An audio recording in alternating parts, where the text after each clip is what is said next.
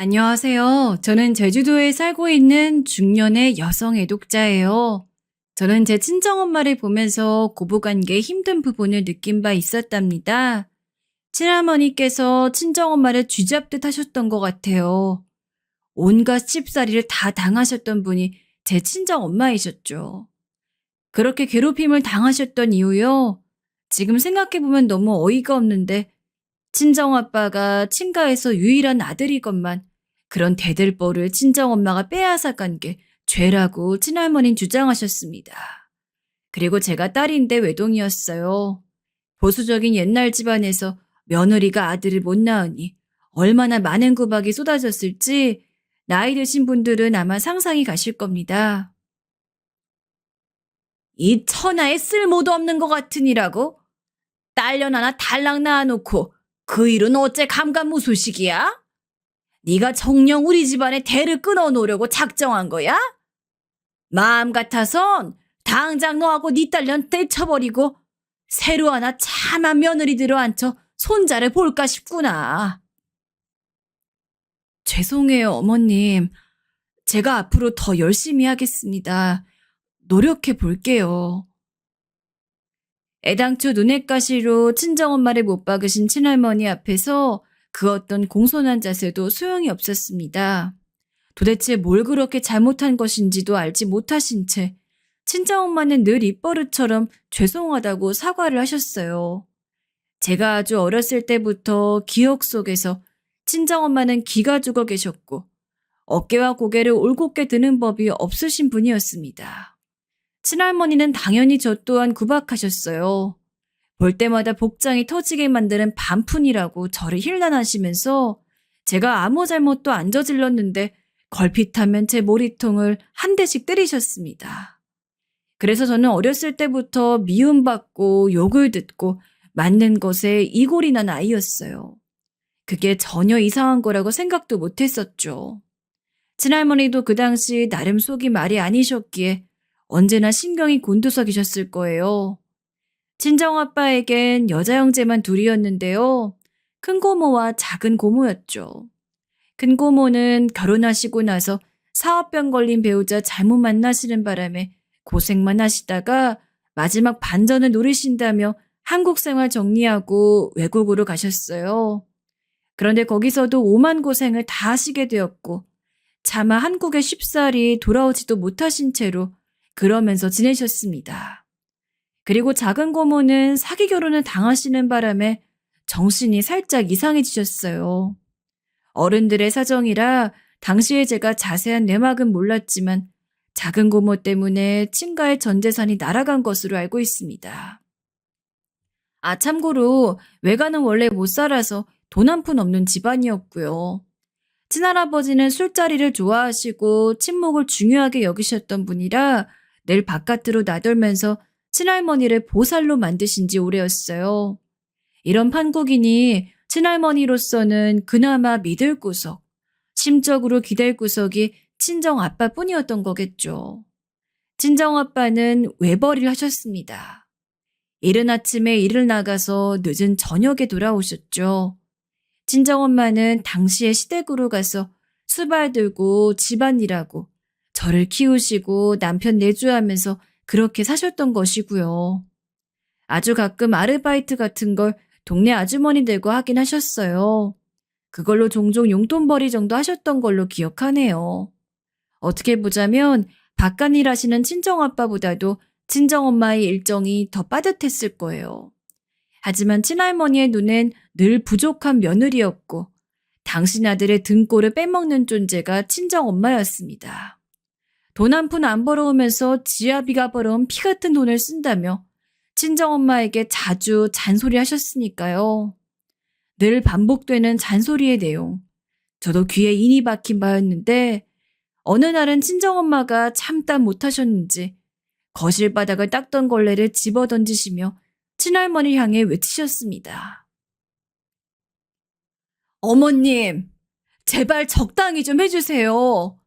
제가 집안 청소를 하고 있는 와중에도 청소 하나 제대로 못한다면 저를 구박하시고 동네 엄마들하고 모여서 부업일 하고 와도 저에게 땡전 한 푼 안 벌은다면서 욕을 하시고 전 제가 대체 어떻게 해야 어머님께 욕을 안 들을 수 있는지 정말 모르겠습니다. 화풀이로밖엔 안 보여요. 어머님, 왜 저에게 화풀이를 하세요? 어머님 속에 있는 화를 왜 저에게 토해내시냐고요? 제발, 저도 이제 숨 좀 쉬며 살고 싶어요. 저요? 이러다가 숨 막혀 죽을 것만 같아요. 친정엄마가 울분을 터뜨리며 폭발하셨던 그날, 친할머니는 그 입 닥치라고 하시면서 뺨을 치셨습니다. 전 그걸 보고 있었죠. 뺨을 연달아 거세게 얻어맞은 채 고개가 돌아간 친정엄마와 저는 눈이 마주쳤어요. 방문 앞에 서 있던 저는 슬그머니 돌아섰습니다. 어린 나이에도 서열이라는 것을 알고 있었던 거예요. 제가 친정엄마의 편을 들어봤자 서열의 꼭대기에 있는 친할머니에겐 상대가 되지 않으며 친정아빠 또한 저희 모녀의 편을 들어주지 않을 거라는 걸 직감했던 것 같습니다. 언제나 친정아빠는 당신이 좀 참아라는 말을 친정엄마를 향해 하셨거든요. 전 그런 소리 들으실 때 친정엄마 표정이 얼마나 참담했었는지를 기억합니다.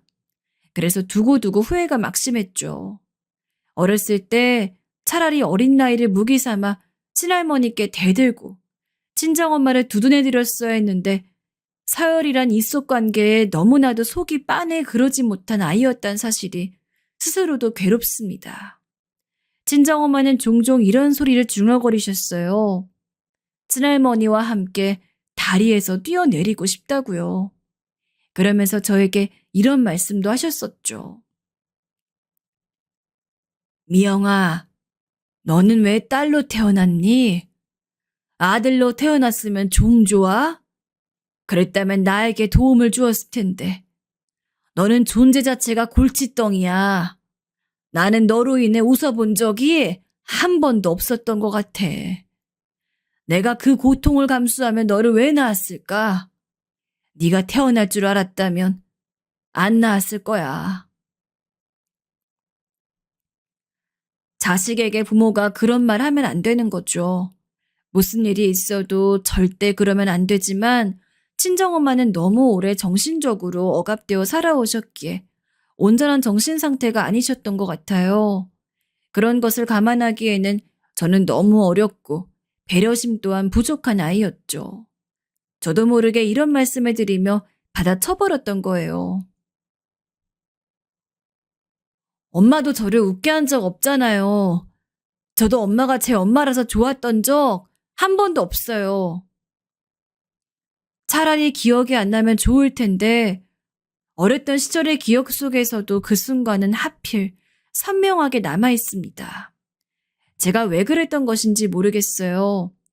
그러자 친정엄마가 굉장히 넋이 나간 얼굴로 저를 오래도록 빤히 쳐다봤던 것은 제가 죽는 그 순간까지 안 잊혀질 거예요. 그러던 어느 날 친정아빠가 아직은 젊으신 나이에 돌아가셨습니다. 제가 중학교 3학년의 끝자락을 보내고 있던 시기였죠. 그리고 돌아가실 때 집안에 빚을 남기신 채였어요. 돌아가시기 전까지의 전말은 이러합니다. 친정아빠는 멀쩡히 근속하시던 회사를 그만두시고 사업을 같이 하자며 꼬드긴 사람과 동업을 시작하셨어요. 그게 금세 망해 빚만 지게 되었고 친정아빠는 술에 빠져 살았습니다. 그랬다가 돌아가신 거예요.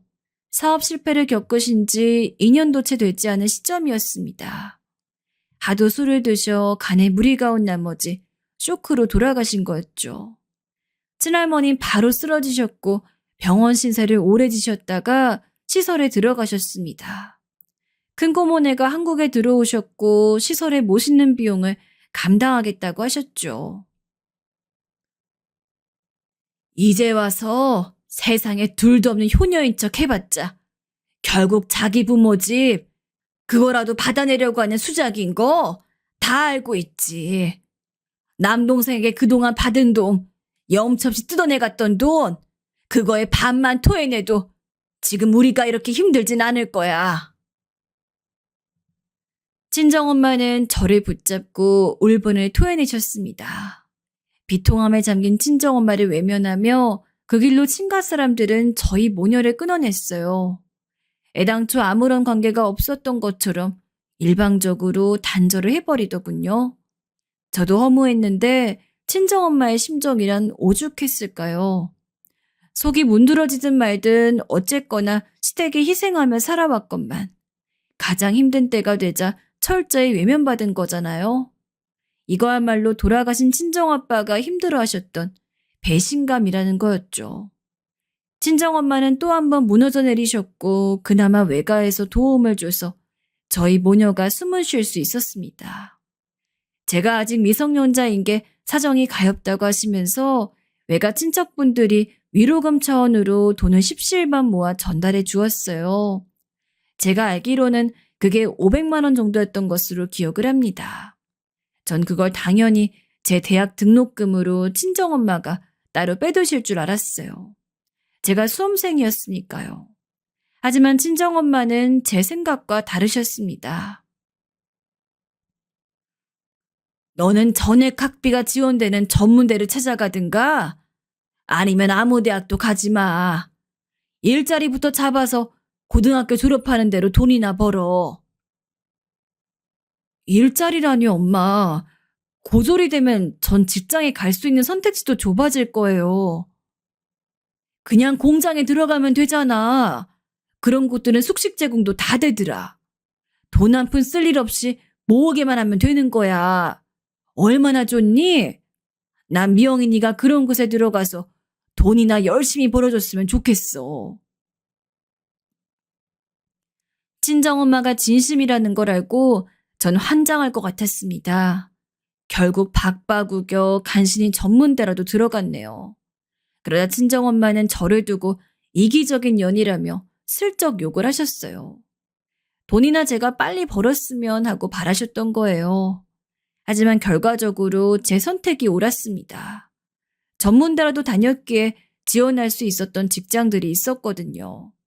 요즘은 또 세상이 달라졌다고 하지만 제가 대학을 다니던 시절에는 아예 고졸인 것과 전문대라도 나온 것의 차이가 확실히 있었습니다. 게다가 저는 전공을 살려 직장을 잡은 경우였거든요. 그 노선을 쭉 따라가며 일을 할 수 있었기에 천운이었죠. 그러나 시간이 갈수록 숨이 막혀갈 줄은 상상도 못한 바였네요. 직장을 다닌 지 3년이 딱 되던 시기에 빚을 다 갚았는데요. 그 이후에도 전 허덕였어요. 왜냐하면 친정엄마 때문이었습니다. 저도 물론 친정아빠가 돌아가신 이후로 아무 일도 하지 않으신 채 저에게만 의지하고 사시는 친정엄마가 좋게 보인 건 아닙니다. 대학 다니면서 저는 아르바이트를 기본 3개씩 하며 돈을 벌었고 그걸로 제 학비는 물론이고 생활비까지 마련했어요. 그런 생활을 하다 드디어 졸업해서 취직을 했을 때 전 친정엄마의 말씀에 마냥 기뻐할 수만은 없었지요. 미영이 네가 생각보다 더 괜찮은 곳에 들어가서 정말 다행이야. 난 여지껏 네가 공장에 바로 안 들어가고 대학 다닌 게 불만이었지만 그거 속으로만 생각하고 겉으로 내색하지 않았는데 그런 내 노력이 빛을 발한 거었네. 앞으로는 폼나는 월급쟁이 됐으니까 나한테 용돈도 따로 챙겨줄 거지? 기대할게 우리 딸. 갑자기 전에 없이 다정한 목소리로 저에게 우리 딸이라고 하시는 친정엄마 앞에 제가 기분이 정말 이상해지더라고요. 앞으로 본격적인 희생정신을 기대하겠다는 소리로 들렸어요. 그런데 친정엄마에게 따지려던 순간 제 과거가 저의 발목을 잡았습니다. 친할머니의 손찌검에 맡고 계셨던 친정엄마. 그걸 모른 척했던 저의 모습. 친정엄마의 가슴에 비수를 꽂았던 저의 날카로운 말들. 어려서 잘 몰랐던 때라 그랬다지만 저에게는 그게 두고두고 죄책감으로 남았나 봐요. 그리고 이런 저를 친정엄마는 꿰뚫고 계셨던 거죠. 제가 친정엄마를 향해 힘들다고 한마디라도 하면 바로 난리를 치셨습니다. 힘들어? 뭐가 힘들어? 진짜로 힘든 게 네가 뭔지 알기나 해? 시집 와서 죽도록 쉽살이 당하고 시어머니한테 짓밟히고 친구들한테 무시당하고 남편 같지도 않은 인간 사이에서 딸 하나 낳은 게 죄라고 여겨져서 더욱 핍박받고 살아온 거. 그게 바로 힘든 거야. 네가 그 세월 20년을 살아보고 나서 내 앞에 대고 힘들다고 말해. 너 지금 이러는 거 아무 의미도 없는 투정일 뿐이야. 거의 발작을 하시듯이 눈을 부라리며 숨 넘어갈 듯 말씀하시는 친정엄마의 모습에 걱정도 되고 무섭기도 해서 전 차마 혼자 계속 돈 벌기 힘든다는 소리 잘 못하고 살아왔어요. 솔직히 사교적이지도 않으신 분이 돈 쓸 일이 뭐가 그렇게 있겠나요? 친정아빠가 돌아가신 이후로 살림을 잘하시는 것도 아니었는데요. 그럼에도 돈을 그렇게 쓰셨어요. 가방, 화장품, 별 쓸모도 없는 인테리어 소품, 홈쇼핑에서 광고하는 갖가지 물품들, 이런 것들을 자꾸만 사들이셨습니다. 전 아주 죽을 맛이었죠. 친할머니를 비롯한 시댁의 시집살이에 정신이 오랜 세월 피폐해지신 친정엄마가 무력해지셨듯 저도 마찬가지였던 것 같아요. 친정엄마를 벗어나지 못하고 일방적인 희생을 강요당하며 살았어요. 그런 생활이 반복되니까 벗어나는 방법도 몰랐고요. 제가 참다 못해 친정엄마가 충동적으로 사들이신 쓸모없는 물건을 던지며 다 때려치우고 싶다고 그런 극한의 상황이 되었을 때는 친정엄마 역시 비장의 무기를 꺼내드셨지요. 그건 바로 죽겠다는 것이었습니다. 그래, 이게 다 나 때문이라는 거지? 그럼 내가 죽으면 네가 속 시원하다는 거지? 내가 당장 목숨 끊을게. 네 앞에서 죽을 테니까 너 혼자 어디 잘 살아봐.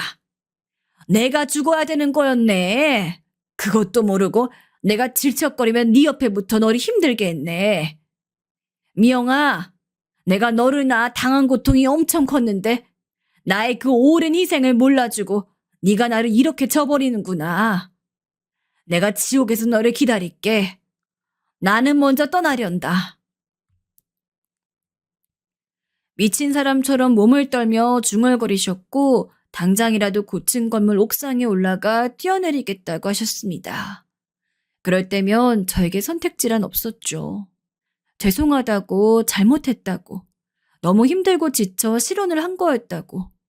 그러니 엄마가 저를 용서해달라고 그렇게 비는 수밖에 없었습니다.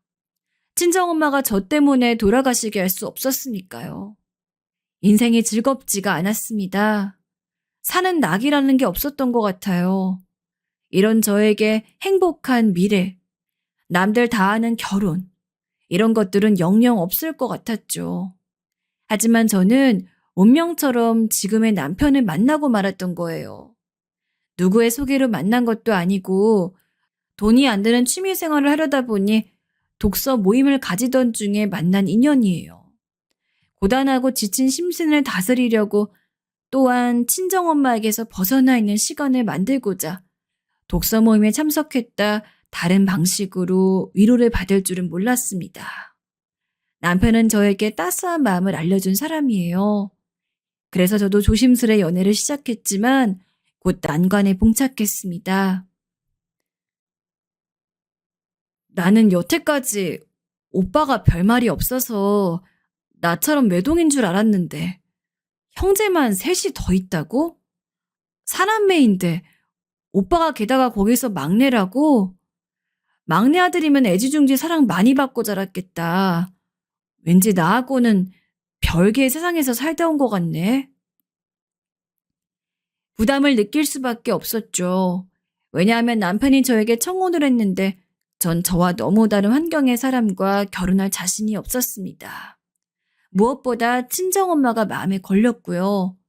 제가 결혼을 생각 중이라고 말만 잠시 꺼냈을 뿐인데 난리를 치셨어요. 그럼 나는 어떡하고? 너 결혼하면 나한테 돈을 얼마씩 줄 거야? 사위하고 둘이 돈 모아서 지금보다 더 많이 줄 거지? 그렇게 해줄 게 아니라면 너 결혼 같은 거 하지 마. 내가 그동안 얼마나 고생하며 살았는데 너 때문에 힘들기는 또 얼마나 힘들었는데 네가 나를 저버리고 너 혼자 재미있게 잘 살아보겠다고 홀랑 가버리면 너는 진짜 나를 배신하는 거야. 미영아, 우리 딸 설마 그렇게 모질고 못된 사람 될 거 아니지? 저에게 자꾸만 결혼해서 좋을 거 하나 없단 얘기를 해대셨죠. 결혼 생활이 불행한 걸 직접 눈으로 보고 자랐기에 잘 알지 않냐면서 저를 회유하려고 드셨습니다. 그게 정말로 친정엄마의 염려였을 수 있지만 이상하게 제 느낌이 제가 결혼을 안 해서 계속 당신께 돈을 바치며 혼자 살길 원하시는 눈치로 보였어요. 또한 제가 결혼해서 행복해지는 걸 원하시는 것 같지가 않았습니다. 마치 나는 불행했는데 너만 행복하는 건 안 돼라고 여기시는 것 같아서 너무 괴로웠어요. 숨이 막혀오더라고요. 친정엄마는 당신께서 신보고약한 시어머니를 만나 숨이 막힌 채로 사셨던 며느리셨으면서 그 갑갑해 미칠 것 같은 기분을 아시는 분임에도 저에게 똑같이 행하셨습니다. 그리고 저 역시 친정엄마처럼 무기력하게 숨통이 조여지고 있었죠. 하지만 제가 달랐던 점이라면 저의 곁에는 남편이 있었고 더불어서 든든한 지원군이 존재했다는 것이에요. 예상하지 못했던 지원군. 누구인지 정체가 예상 가시나요? 바로 제 시어머니였어요. 우리 막내가 장가도 못 들고 마냥 나이만 먹어가는 것 같아 얼마나 걱정이었던지 몰라. 자기 형 누나들처럼 짝을 못 만나고 혼자 사는 게 혹시 부친상을 겪고 난 뒤로 우울해서 그런 것인가 싶어서 가슴이 아프기도 했는데 드디어 결혼을 하겠다고 해서 내가 얼마나 날아갈 듯이 기쁘던지. 우리 세아가 얼굴을 보기만 해도 난 배가 부를 지경이야. 아직 식은 안 올렸지만 세아가라고 내가 불러도 되지? 아이, 그럼요, 어머님. 친근하게 대해주셔서 얼마나 감사한지 몰라요. 제가 말주변도 없는 편이고 애교를 부리는 법도 몰라요. 뻣뻣한 저에게 먼저 다가와 주시는 것 같아서 솔직히 너무 감동입니다. 그래? 그런데 그런 말 하는 사람 치곤 안색이 밝지가 않구나. 저번에 봤을 때보다 수척해 보이는 게 세아가 너 혹시 무슨 고민이라도 있니? 우리 막내가 그러던데 사돈 되실 분께서 이 결혼에 썩 호의적이지 못하다고 그게 지금 힘든 거니? 저는 맹세코 시어머니께 제 지난 모든 이야기를 해드릴 작정이 아니었어요. 하지만 그때 시어머니께서 저를 따로 불러다가 맛있는 밥을 사주셨던 그 자리에서 테이블 위로 제 손을 가만히 잡아주시는 손길에 저도 모르게 눈물이 주르륵 흘러내리고 말았습니다. 전 어렸을 때부터 잘 울지 않는 아이였어요. 울면 친할머니께 맞았거든요. 계집애가 시끄럽게 군다고 무지막지하게 혼이 났습니다. 그리고 제가 우는 모습을 친정엄마 또한 안 좋아하셨어요. 가뜩이나 삶이 울적한데 제가 울면 집이 초상집이 된 것 같다고 하시면서 저를 비난하셨죠. 그래서 저는 눈물이 나올 것 같으면 볼 안을 씹어서라도 참는 아이가 되었습니다. 그렇게 많이 놀랐어요. 시어머니 앞에서 눈물이 막 주체할 수 없을 정도로 미친 듯이 흘러나오는 거예요. 남편 앞에서도 이렇게 군 적이 없었기 때문에 스스로도 왜 이러는지 알 수 없었습니다. 그런데 다음 순간 시어머니께서 안쓰러운 눈빛으로 저에게 이렇게 말씀하셨을 때 전 아예 오열을 하고 말았어요. 이런 가여운 것을 보았나? 부모 사랑이 고팠구나. 엄마의 손길을 받고 싶었구나. 다 할 수 있어. 괜찮다. 괜찮아. 이제 다 괜찮으니까 실컷 울고 털어버려. 다 울 때까지 내가 이렇게 손을 꼭 잡아줄게. 저도 몰랐던 제 자신의 일면을 시어머니께서는 꿰뚫어 보셨습니다. 숨이 넘어가듯 울어버린 저는 정신없이 시어머니께 제가 살아온 이야기를 털어놓고 말았어요. 시어머니께선 제 말을 한 번도 가로막지 않으시고 그걸 다 들어주셨습니다. 이야기를 다 끝냈을 때 전 후련하기도 했고 창피하기도 했어요.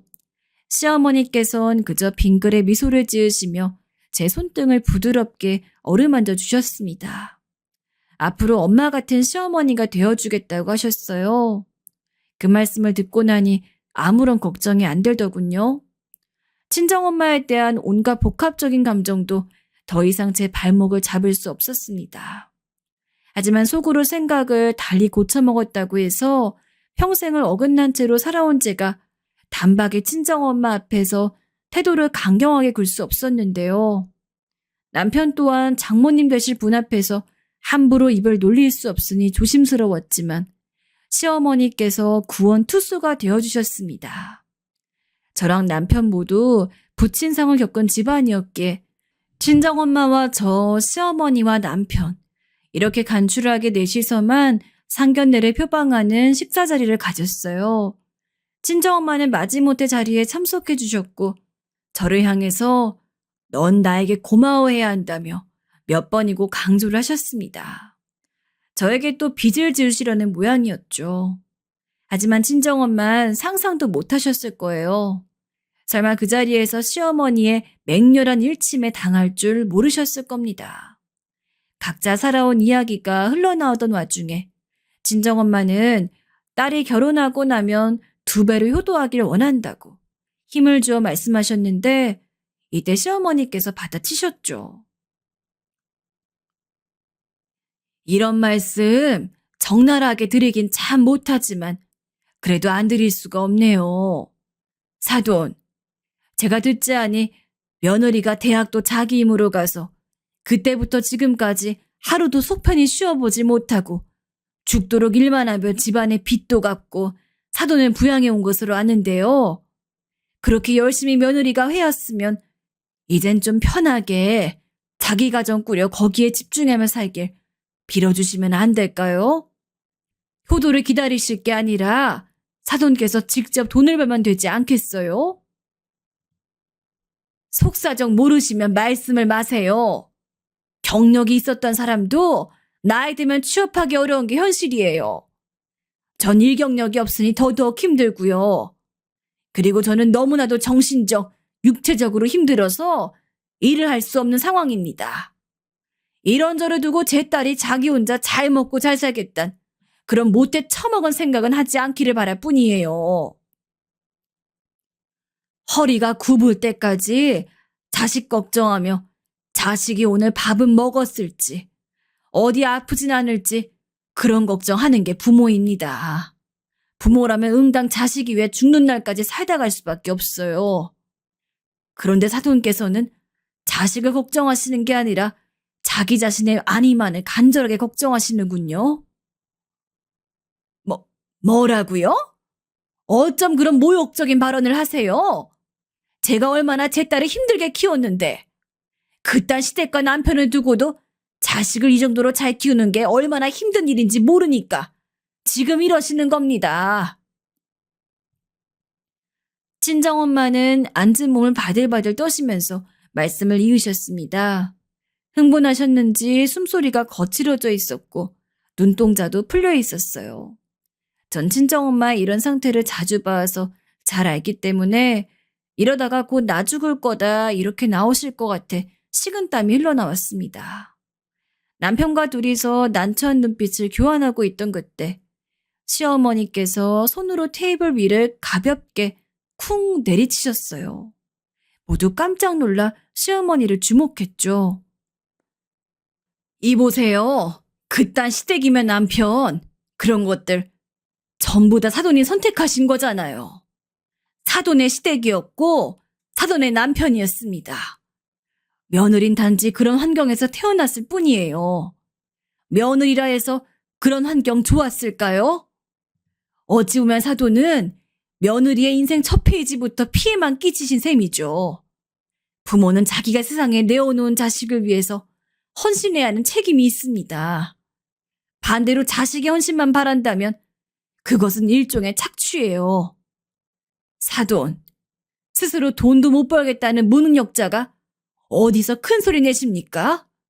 사지 멀쩡하시고 불편하신 곳도 없는데 경력 운운하시면서 돈 벌러 못 나가겠다고 하시는 거 스스로도 창피하지 않아요? 살면서 그런 통쾌함은 처음 느껴보는 것이었어요. 시어머니께서 불호령을 마치셨을 때 식당의 아담한 방 안엔 엄청난 정막만이 감돌았어요. 그 사이에서 저는 두근거리는 가슴을 안고 있었지요. 아주 어렸을 때부터 집안에서 저는 답답한 상황만 보며 살아왔었어요. 가족관계란 답답하고 우울한 것이란 생각도 자주 했었죠. 그런데 처음으로 시어머니께서 제 속을 뻥 뚫어주었던 겁니다. 친정엄마는 울면서 억울하다 하셨지만 하지만 저는 정신이 이미 번쩍 들고 난 뒤였기 때문에 그런 감정에 휩쓸려가지 않았어요. 친정엄마의 정신 상태가 온전하지 않다는 판단이 그제서야 분명하게 서더라고요. 귀를 기울이지 않기로 했습니다. 작은 시누이의 조언을 받아 결혼 후엔 친정엄마의 정신과 치료부터 진행했어요. 당시에는 정신과 치료라는 게 요즘처럼 보편적으로 접하는 것이 아니었기 때문에 친정엄마의 반발이 거셌습니다. 자기를 정신병자 취급하는 거냐며 거품 물고 난리를 쳤어요. 마음이 약해질 뻔했었으나 시댁 식구들을 의지하며 간신히 이겨냈네요. 치료를 받으신 친정엄마와 살가운 모녀 사이가 됐다든가 그런 건 아니었어요. 하지만 평범하게 안부를 묻고 날씨 같은 일상적인 대화를 푸념없이 할 수 있다는 게 좋았습니다. 이런 변화를 겪을 수 있게 해준 시댁 식구들에게 감사했죠. 시어머니께서 제가 결혼하고 난 뒤에 무릎 수술을 2차례 받으셔서 고생을 좀 하셨는데요. 큰 시누이가 주로부터 간병을 자처하였어요. 그러는 동안에 저는 작은 시누이와 좀 친해졌습니다. 사는 곳이 가장 가까운 게 이유였네요. 친정엄마의 정신과 치료를 적극적으로 추천해 주었던 것이 저는 두고두고 작은 시누이에게 고마워서 잘해주고자 했습니다. 남편은 자기 누나들하고 딱히 친하게 지낸 적 없는 남매 사이였다고 하면서 제가 시누이들과 잘 지내는 게 보기 좋다며 너무 좋아했어요. 그리고 형제가 하나 더 있었죠. 시댁의 장남인 남편의 형말인데요. 아주버님은 시아버지께서 돌아가신 이후로 실질적인 가장 역할을 하며 목소리를 내셨는데 시어머니의 건강이 삐끗하신 이후론 형님이 함께 가세하여 부부가 시댁의 쌍두마차가 되었습니다. 처음에는 그렇게 못 느꼈는데 점차 자연스레 그런 분위기가 잡히더군요. 시댁과 가장 가까운 집이 큰 시누이였고 그 다음이 아주버님이었어요. 작은 시누이 그리고 저희 부부 신혼집은 어쩌다 보니 거리가 가장 있었고요. 다들 각자의 생활이 있다 보니 자주 모이긴 쉽지 않았는데 어느 날 모처럼 모두가 함께 모인 자리였습니다. 아주버님이 자기 동생들 쪽을 바라보며 말씀하셨어요. 다들 알겠지만 엄마 건강이 예전 같지가 않아. 무릎이라곤 하나 엄연히 수술인데 2차례나 연달아 겪으셨으니 타격이 갈 수밖에 없지. 내가 곰곰이 생각을 해봤는데 장남으로서 역할을 제대로 할 때가 된 것 같다. 엄마 모시고 살게. 형이?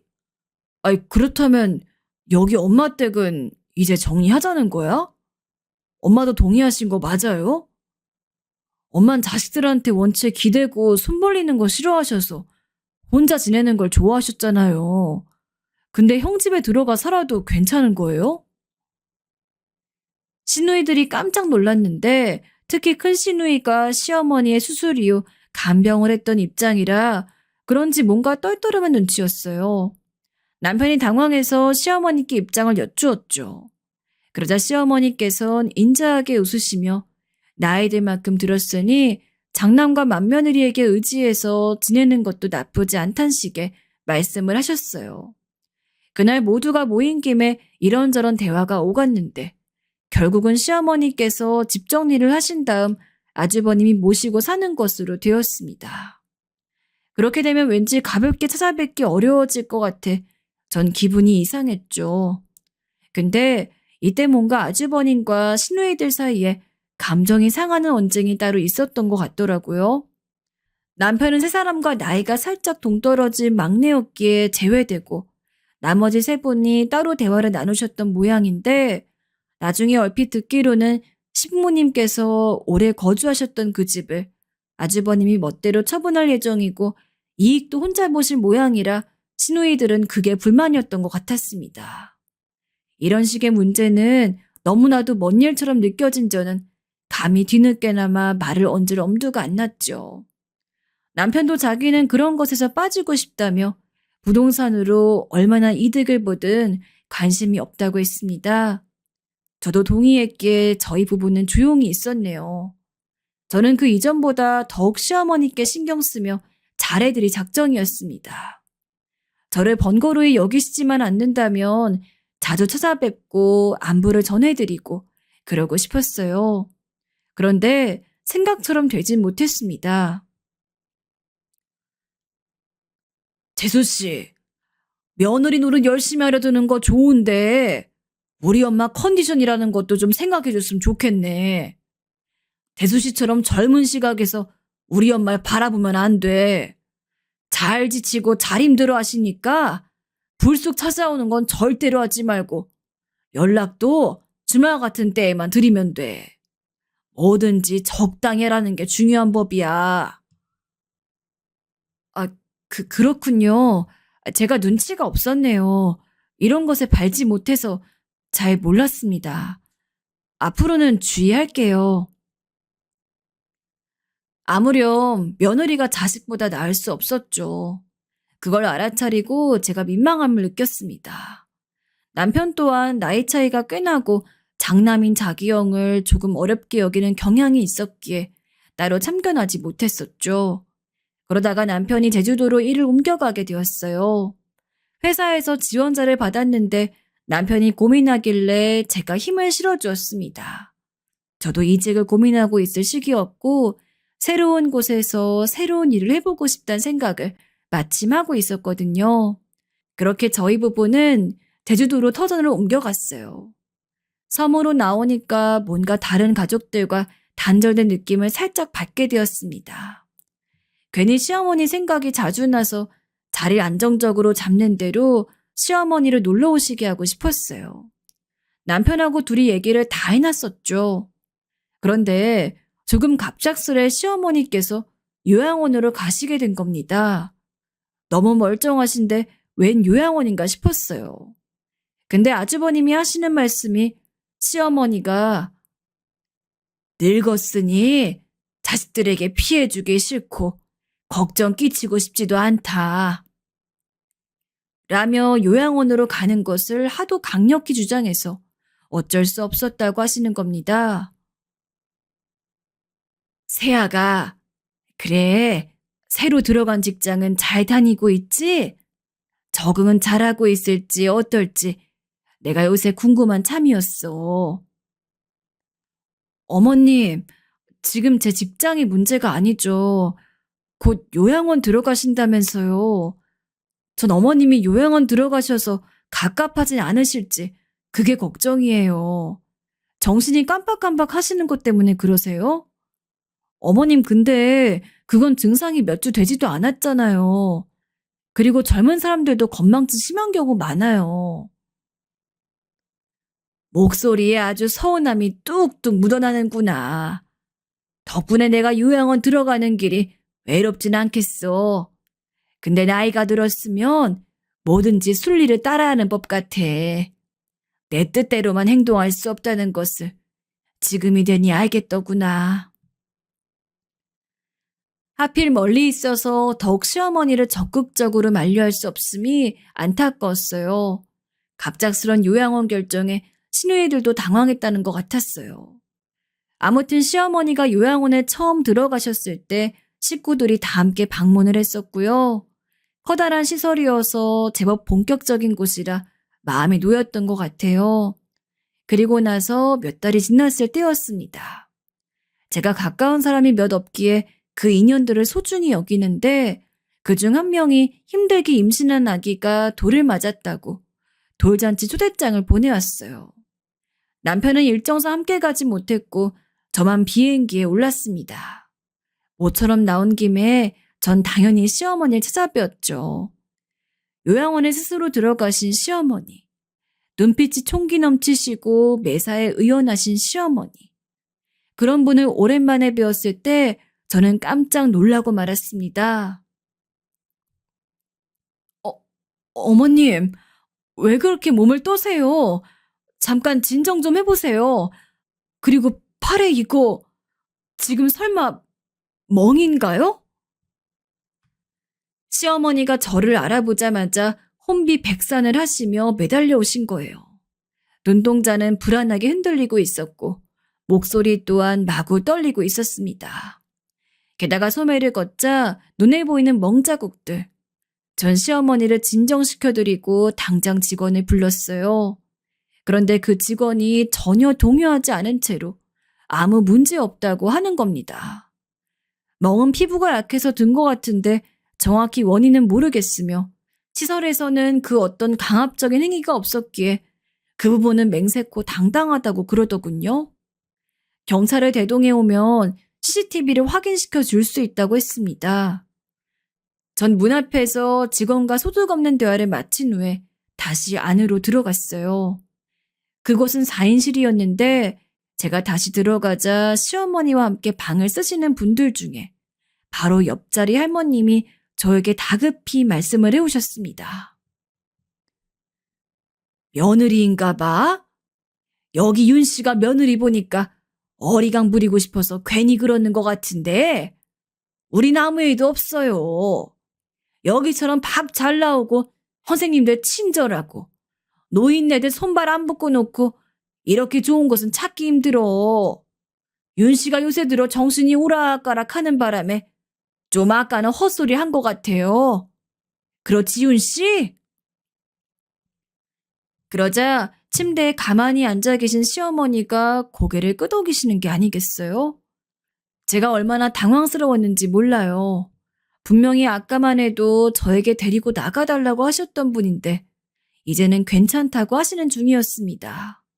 비행기 시간이 다가오고 있어서 전 갈피를 잡지 못했던 그 상태 그대로 그곳을 나와야만 했어요. 시어머니를 향해서 정말 괜찮으시냐고 되물었으나 그렇다는 답변을 들었습니다.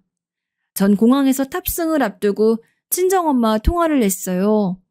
모처럼 밖으로 나온 김에 친정엄마를 만날까 했지만 여건상 그러지 못했거든요. 그래서 대신 이런저런 이야기를 전화로 나누다가 제가 문득 요양원의 시어머니 얘기를 꺼냈습니다. 시어머니가 상태가 많이 안 좋아지셔서 변덕을 부리셨다는 이야기였는데 그걸 듣고 친정엄마가 의외의 의견을 주시는 게 아니겠어요? 진짜로 정신 오락가락해서 반쯤 나가버렸던 사람, 그게 나였잖아. 그래서 나는 얘기 듣자마자 딱 느낌이 오네. 사도는 지금 정신이 이상해진 게 아니야. 약해지신 것 뿐이지. 그건 이상한 것과는 다르거든. 안 좋은 환경에 놓이면 사람이 자꾸만 나약해져서 무력해지는 거 너도 잘 알지? 엄마, 그 말씀은 그러면 제 시어머니께서 정말로 괜찮은 상황이라 저에게 그러신 게 아니라는 거죠? 그 양반이 보통 기세가 아닌 양반인데 쉽게 정신이 나가겠니? 난 안 그렇다고 봐. 분명 무슨 일이 있었겠지. 너무 혼란스럽더라고요. 그래서 집에 가자마자 이 모든 걸 남편하고 의논했습니다. 남편이 깜짝 놀라더니 당장에 자기 형한테 전화를 걸었어요. 그리고는 잠시 후 씩씩거리면서 전화를 끊더군요. 아주버님이 남편에게 헛소리 말고 이상한 참견하지 말라고 했다고 합니다. 그 순간 제 안에서 묘한 분노가 끓어오르더군요. 저도 왜 그런지 이유는 몰랐는데 다음날 출근이고 뭐고 상관없이 시어머니의 문제부터 해결해야겠다는 생각으로 머릿속이 가득 찼어요. 남편하고 비행기 표부터 예매했습니다.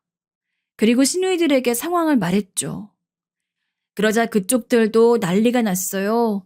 시어머니 몸에 멍자국들이 있었다는 얘기에 특히 펄쩍 뛰었죠.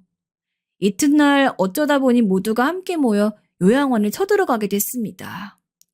큰 시누이 부부는 자기 애들도 데리고 왔어요. 작은 시누이 부부는 시매부가 자기 남동생을 데리고 왔는데 운동선수라서 덩치가 상당했습니다. 저희들 생각은 당시에 이랬어요. 친자식들이니 이걸 내세워서 시어머니를 당장에 퇴소시키고 그간 시어머니께 소홀히 한 게 있는지 소상히 따져 물을 작정이었습니다. 그런데 상황을 까보니 저희의 예상과는 많이 달랐지 뭔가요? 저희가 우선 우르르 들어가니 거기 직원들이 아연 실색을 하며 이런저런 변명을 늘어놓기 시작했습니다. 시어머니의 몸에 있는 멍자국들을 토대로 경찰에 신고해서 요양원 간판에 먹칠하고 CCTV를 보기 전에 순순히 보여달라고 하니까 보여주더군요. 그런데 직원들의 짓도 아니었고 그들의 주장대로 시어머니의 피부가 약해 우연히 생긴 멍들도 아니었어요. 범인은 따로 있었습니다. 이게 뭐야? 옆자리 할머니잖아. 옆에 계신 분이 지금까지 어머님을 아무도 몰래 때리고 괴롭히고 있었던 거야? 태연하게 저를 향해 아무 일도 없다고 말해주셨던 분이었습니다. 제가 놀라고 있을 때 이미 시누이들은 그 방으로 쳐들어가 그 할머님을 가만 안 두려고 했어요. 그런데 실장이란 분이 미친 듯이 말리더군요. 그 할머님이 치매를 앓고 있다고 했습니다. 그런데 딱히 사고도 안 치시고 다른 치매 환자들처럼 밖으로 탈출하시는 것도 안 하셔서 너무 돌보기 쉬운 분이라 생각하고 자유롭게 두었다는 거예요. 하지만 그 할머님은 치매 증상이 직원들이 아무도 안 볼 때 4인실에 폭군으로 군림하는 거였습니다. 알고 보니 남편에게 하도 맞고 사시다가 그 남편이 술병으로 세상을 뜬 후에야 편해지셨는데 치매가 오는 바람에 시설로 오신 분이었어요. 그런데 그 남편이 본인에게 행했던 것들을 그대로 다른 사람들에게 하고 있었던 거예요. 기억에 그런 것밖에 남아있지 않았나 봐요. 그런 내막을 알고 나자 저희 일동을 말문이 막혔습니다. 그 이전에 기가 막혔고요. 아무튼 더 이상 이런 곳에 시어머니를 둘 수는 없었어요. 큰 시누이가 당장 집으로 시어머니를 모셨는데 아주버님 내외가 불이 나게 찾아왔어요. 당연히 저희 모두 모여 있었고요. 시어머니께서는 내가 못나서 미안하다며 오시는 내내 한숨을 쉬셨지만 그래도 집에 도착하시니 제가 느끼기에는 표정에 생기가 도셨는데 희한하게 아주버님과 형님을 보자 표정이 확 어두워지시는 거예요. 아주버님은 자기한테 묻지도 않고 시어머니를 퇴소시켰다며 자존심에 상처를 입었다는 희한한 소리를 하며 날뛰었고 시누이들과 말싸움을 시작했는데요. 그러는 동안 저는 시어머니의 안색만 살피고 있었습니다. 그때 전 왠지 모르게 친정엄마가 떠올랐어요. 시댁 사람들에게 모진 구박을 다 받고 사셨음에도 친정 식구들에게 고지곳대로 말씀을 못하셨던 친정엄마의 묘한 무력감. 그것이 시어머니의 모습에서 겹쳐진 순간 제 입이 멋대로 움직였어요. 어머님, 정말 혹시나 싶어서 여쭙는 건데요. 요양원에 들어가시는 거 어머님 생각이었어요? 아주버님과 형님의 강요는 아니었나요? 그러자 큰 시누이의 집, 그 거실에는 차가운 정막이 내려앉았어요. 모두가 놀란 눈이 되었고 저를 쳐다보고 있었죠. 특히 소파에 앉아 계신 시어머니가 손을 살짝 떠시는 걸 저는 보았습니다. 저를 향해 아주버님이 뭐라고 외치시려던 찰나 제가 얼른 말을 이었죠. 두 분이 압박을 가하셨고 어머님은 자식 생각하는 마음이 끔찍하신 분이니까 결국 못 이겨서 요양원으로 가신 게 아닌가요? 아무리 강인한 사람도 자꾸 미움받으면 움츠려들고 너 이상이란 소리 들으면 자기가 진짜로 이상하다고 생각하게 돼요. 전 그걸 보고 겪어봐서 알거든요. 그러니까 어머님, 정말 혹시 아주버님과 형님께 정신이 이상하시다, 요양원 가셔야 한다. 이런 소리 들어오신 게 아니신 건가요? 재수 씨, 선을 넘는 거에도 정도가 있어. 지금 이게 무슨 경우 없고 무례한 짓이야? 재수 씨 좋게 봤더니 아주 안 되겠네. 어머님, 다른 곳 보지 마시고 절 보면서 솔직하게 답해주세요. 제가 친정엄마의 집착에서 벗어날 용기를 냈던 것처럼 어머님도 용기를 내주세요. 아주버님이 소리를 지르셨지만 저는 꿋꿋하게 말을 더했습니다. 사실 고함에 깜짝 놀란 뒤였지만 애써 티내지 않았어요. 제가 아무렇지 않게 굴어야 시어머니 또한 안심을 하실 것 같았거든요. 형님이 제 팔을 잡아 끌려던 순간이었습니다. 시어머니께서 고개를 크게 끄덕이셨어요. 눈물이 가득 고인 눈으로 저를 보시며 연달아 몇 번이고 고개를 끄덕이셨습니다. 무슨 말이 더 필요했을까요? 그것으로 대답이 되었던 것을요. 큰 시누이가 당장에 제 팔을 잡던 형님의 손길을 떼어냈어요. 그리고 형님의 뺨을 세게 쳤습니다. 아주버님이 분노하시며 큰 시누이를 밀치자 큰 심해부가 즉각 아주버님의 멱살을 잡았습니다. 작은 심해부도 가세했고 그때부터 아주 난장판이었어요. 난리도 그런 난리가 없었습니다. 저와 남편은 시어머니를 모시고 일단 나가 근처의 조용한 카페로 갔어요. 큰 시누이가 자리를 피해 있으라고 했거든요.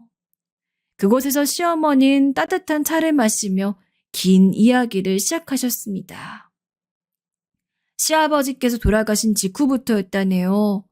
그때부터 아주버님은 시어머니를 향해서 은근하게 재산은 장남의 몫이라는 걸 강조하셨대요. 형님도 그렇게 구셨고요.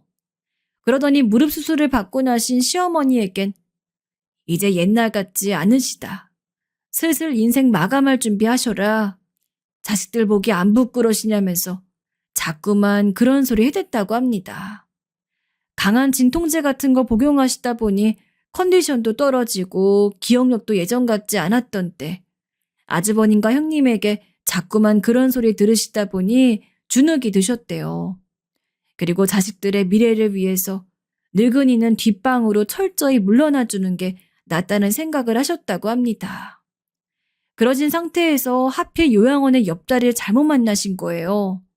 치매 환자들이 희한하게 힘이 세다네요.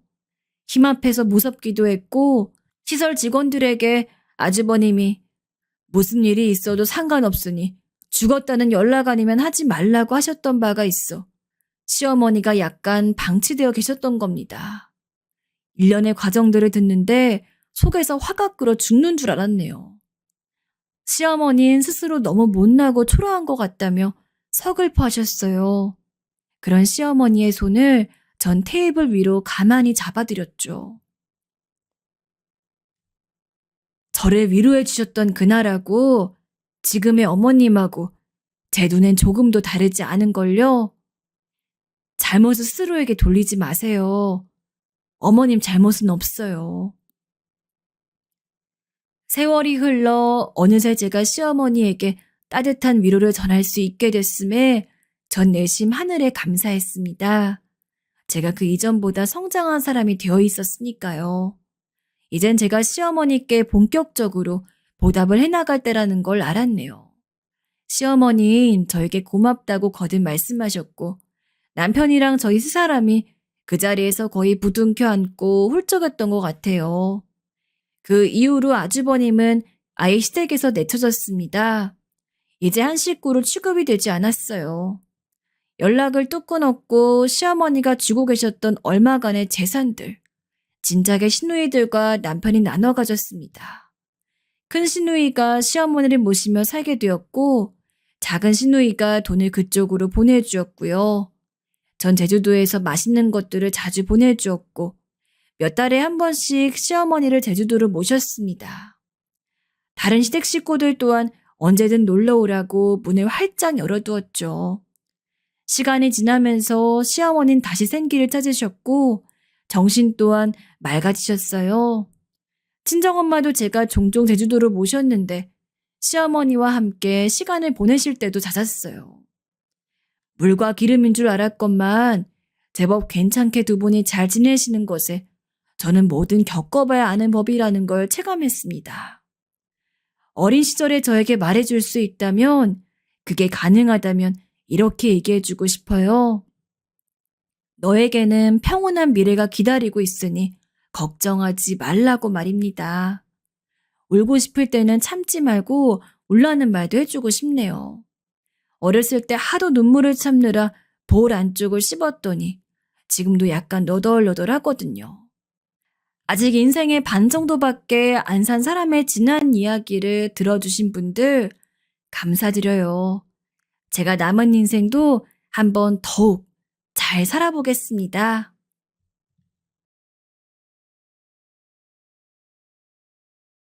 전 살면서 딱히 누군가에게 보호를 받지 못하고 지내왔다고 생각했는데 사람이란 결국 이렇던 저렇던 간에 다 주변인들이 곁을 내주었기 때문에 살아가더군요. 그게 좋은 방식이건 나쁜 방식이건 간에 말입니다.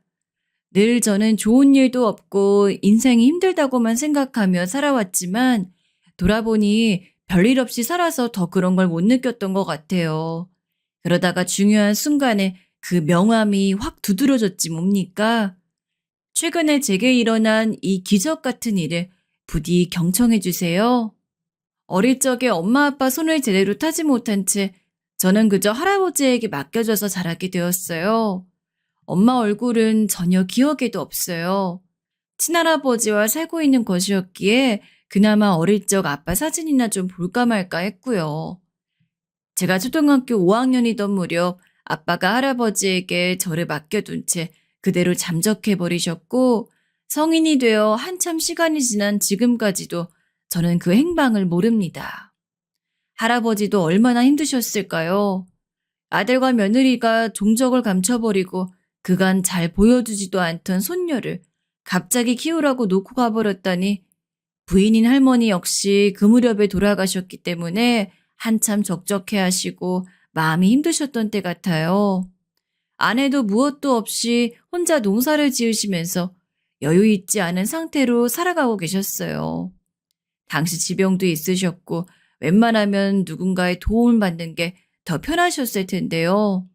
그렇게 성치 않은 몸으로 할아버지는 저를 계속해서 잘 키워내 주셨습니다.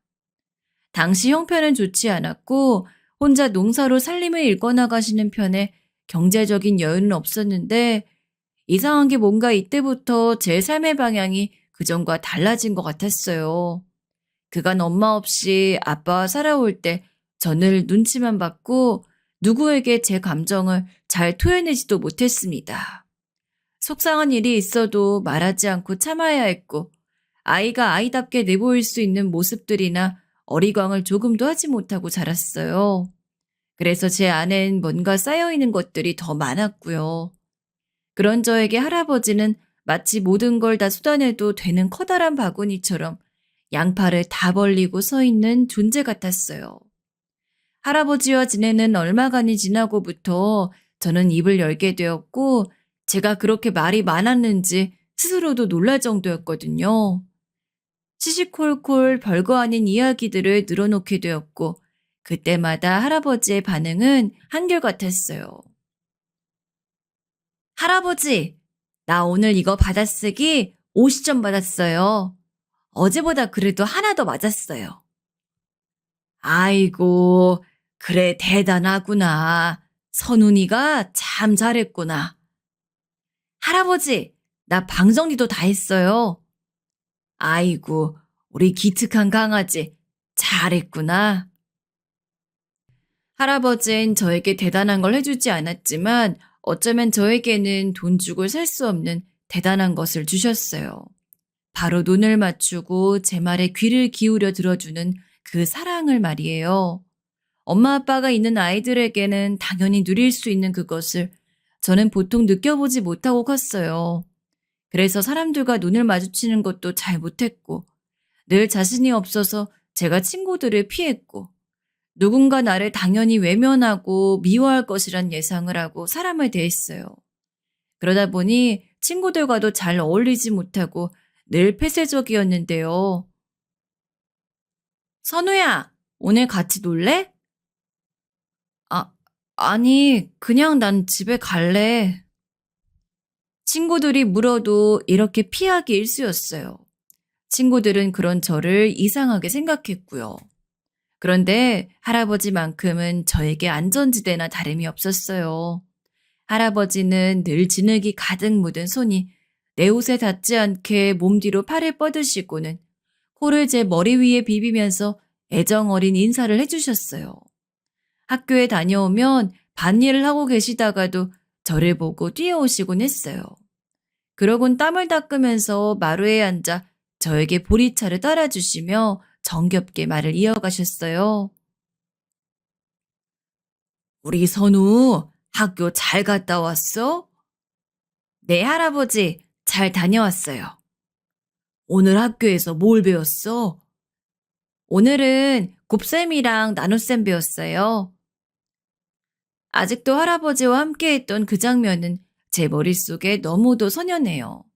햇빛이 슬그머니 고개를 내밀 무렵 할아버지와 함께 오순도순 앉아 대화를 이어나가던 그 시절의 그 모습은 제 마음속에 가장 소중한 풍경이죠. 이후 학교에서 소풍을 가게 될 때에도 할아버지는 동네 아줌마들이나 할머니들한테 물어보시고 김밥도 서툴게 싸서 도시락을 만들어 주셨어요. 그리고 식구가 한 명 늘었고 밥을 챙기는 건 오롯이 할아버지가 하실 수 있는 일이라 나름 여기저기 많이 물어보시고 노트에다 적어가며 요리 방법들을 익혀오셨더라고요. 소풍 가서 여러분 도시락 안엔 우엉과 고들배기 같은 것들을 눌러 담고 소세지와 단무지, 약간 엉망으로 만들어진 계란 지단이 들어간 김밥이 있었어요. 그리고 제가 잘 먹는 백김치도 한쪽에 있었는데 그게 다 쏟아져서 김밥 한 줄과 섞여 약간 냄새도 났고요. 깔끔하게 잘 싸운 친구들 도시락을 보니 약간 기가 죽어 뚜껑으로 가리고 먹긴 했지만 이때 할아버지에게 눈물 나게 고마웠어요. 왜 열자마자 눈물이 핑 돌던지 어떻게든 해보려고 노력했을 할아버지 미간의 주름이 상상이 되었거든요. 하지만 할아버지 밑에서 자란다는 게 늘 좋고 편한 일만은 아니었어요. 바로 제가 첫 생리를 했을 때에는 여간 당황한 게 아니었어요. 하필이면 학교에서 새버려서 선생님도 놀라셨죠. 다행히 친구들이 제대로 보지 못한 상태로 선생님이 저를 양호실로 데려가셨고 그 길로 집으로 돌려보내셨는데요. 어느 정도 배운 상식으로 알고는 있었지만 어찌해야 할지 모르겠더라고요. 당장 이 상태론 찝찝하고 내일도 학교를 가야 하는데 어쩔 수 없이 힘들게 할아버지에게 한두 마디 말을 뗐어요. 할아버지, 나 어떡해? 할아버지는 어정쩡하게 서서 그 이상 말을 않는 저를 보고 눈이 휘둥그레지시더니 옷을 빨아야 될 것 같다고 말하는 제 말에 얼른 주변을 보고 눈치를 채셨더라고요. 그리고 저는 너무 무안하고 민망해서 방으로 들어가 버렸어요. 그런데 그렇게 오래 지나지 않아서 옆집 슈퍼 아줌마가 제 방문을 두드리시더라고요. 얼굴을 트고 인사도 잘하고 지내는 분이었는데 좀 놀랐어요. 선우야, 나 여기 용진 슈퍼 아줌마야. 잠깐 들어가도 될까? 네, 괜찮아요. 아줌마는 그대로 들어오시더니 저한테 말씀을 하시더라고요. 오늘 많이 놀랐지? 이제 어엿한 아가씨가 되었구나. 아줌마 딸도 딱 서너만 할 때 시작했어. 여기 여성용품도 같이 갖고 왔는데 어떻게 쓰는지 모르지? 설명해 줄게. 이러면서 아주머니는 차근차근 알려주시고 주의해야 될 점, 몸은 따뜻하게 하고 잘 지켜야 한다는 그런 참고사항까지 가르쳐 주셨어요. 알고 보니 너무 당황한 할아버지께서 그나마 안면도 있고 말이 될 것 같은 슈퍼 아줌마를 찾아가서 엄청 힘들게 부탁을 하셨더라고요. 우리 손녀가 생리를 시작한 것 같은데 엄마도 없고 할머니도 없고 자기는 남자라서 어떻게 해줘야 할지 모르겠다고 말이에요. 아무튼 그때 그렇게 저는 주변에 여자 어른이 없어 첫 시작은 그렇게 해버렸으나 감사하게도 아줌마의 도움으로 이후로는 잘 대비할 수 있게 되었어요.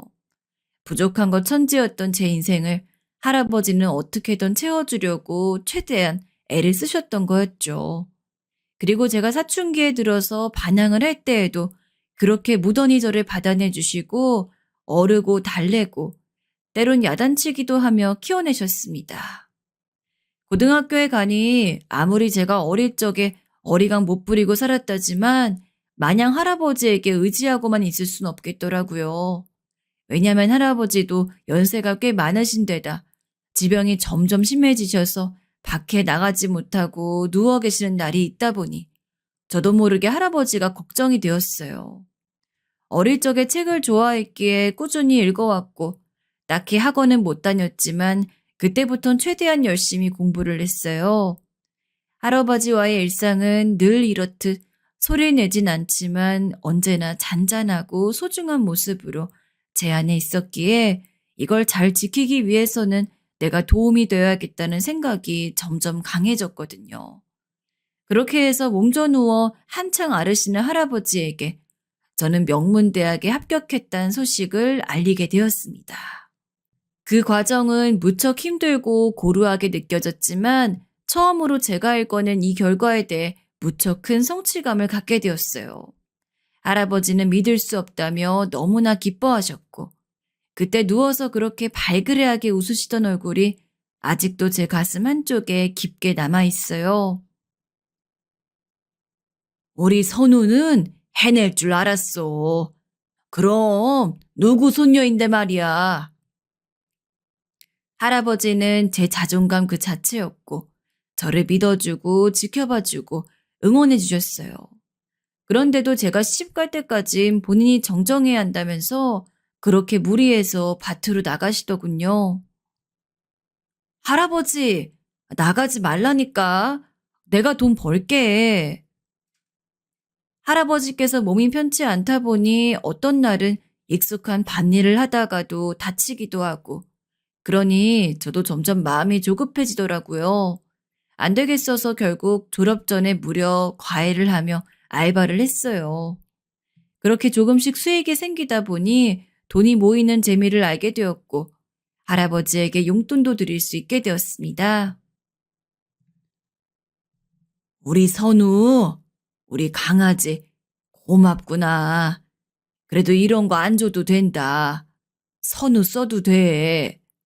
그리고 하래비 바람이 하나 있다면 열심히 공부했으니까 선우가 더 큰 곳으로 나갔으면 좋겠구나. 우리 선우는 앞으로 얼마나 더 멋있게 변할까 너무 기대된다. 할아버지, 나는 조금 더 돈 벌고 싶어. 이렇게 할아버지 용돈도 드리고 우리 둘이 풍족하게 사는 게 좋아. 아니야. 하래빈 그런 거 바라지 않아. 하래빈은 선우가 좀 더 큰 곳으로 가서 당당히 살았으면 좋겠어. 우리 선우만큼은. 할아버지는 끝까지 저에게 제대로 된 직장을 가졌으면 좋겠다고 하시더라고요. 돈에 치중하지 말고 얼른 사회로 나가길 바라시기에 결국 저는 큰 고민을 한 끝에 과외를 그만두고 취업 준비에만 열중하게 되었어요. 하루하루 할아버지의 병환이 썩 좋지 않아 그 와중에 면접이며 많은 것들을 준비하느라 무척 힘들기도 했어요. 그래도 저는 할아버지에게 꼭 취업한 제 모습을 보여드리고 싶었고 새로이 발을 들인 세계에서 일어나는 상황들도 여전히 할아버지에게 미주알고주알 전하고 싶었어요. 이 무렵엔 거의 계속 누워 생활하고 계셨고 제가 과외 때 알바하며 모아두었던 돈들을 생활비로 쓰느라 힘들긴 했어요. 그런 상황을 미안해하시는 할아버지의 모습에 저는 더 바짝 각을 잡고 준비했고 거의 몇 달간을 잠을 제대로 못 자면서 할아버지 병간호와 취업 준비에 힘썼습니다. 그렇게 어렵사리 제 모든 것들을 몰아넣고 준비를 했는데 좋은 일들이 단번에 제 손에 쥐어졌다면 좋았으련만 제가 너무 욕심을 냈던 걸까요? 아니면 정말 인생은 제 편이 아닌 걸까요? 그렇게 바랬던 기업 취업은 성공했지만 그 이후에 펼쳐지는 날들을 할아버지와 나눌 수는 없게 되었어요. 이쯤에서 예상하시는 분들이 계시겠지만 할아버지는 제가 합격 연락을 기다리고 있을 무렵 무척 위독해지셨습니다. 할아버지, 응, 우리 이쁜 강아지. 저에게 이쁜 강아지라 하며 절 부르시던 할아버진 하루하루 야위어 가셨고 그걸 보는 제 마음도 함께 무너져 내렸어요. 그리고 할아버지께선 당신의 죽음을 손녀에게 보이고 싶지 않으셨던 걸까요? 잠시 제가 자리를 비운 사이 심장마비로 숨을 거두게 되셨습니다. 아무리 그래도 그렇지 손녀가 취업했다는 소식만이라도 듣고 가시면 안 되었을까 싶어 얼마나 애달게 울었는지 모릅니다. 이 또한 제 욕심일지 모르겠지만 할아버지 역시 간절하게 그 여부를 알고 싶어 하셨으니까요. 너무나 기쁘게 결실을 맺었음에도 불구하고 저는 제대로 그 기쁨을 음미하지 못한 채 힘들게 할아버지의 장례를 준비했고 어렵사리 그렇게 보내드리게 되었어요.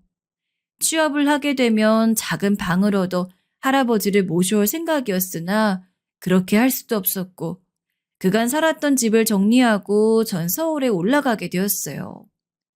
혼자 몸을 시작한 서울살이는 어찌 보면 어려웠지만 그래도 그간 할아버지랑 살면서 요리도 제법 해서 혼자 웬만한 건 할 줄 알았기 때문에 고달프진 않았어요.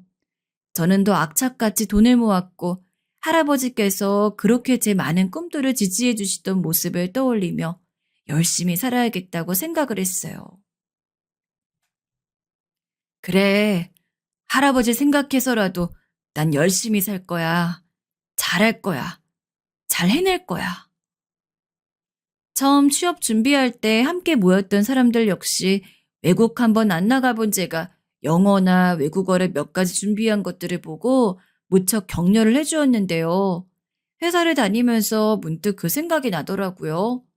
직장을 다니면서 한번 통역사를 준비해 볼까 싶어 여기저기 알아보는데 너무 바쁜 상황에 있기도 했고 좀처럼 여유가 나지 않았어요.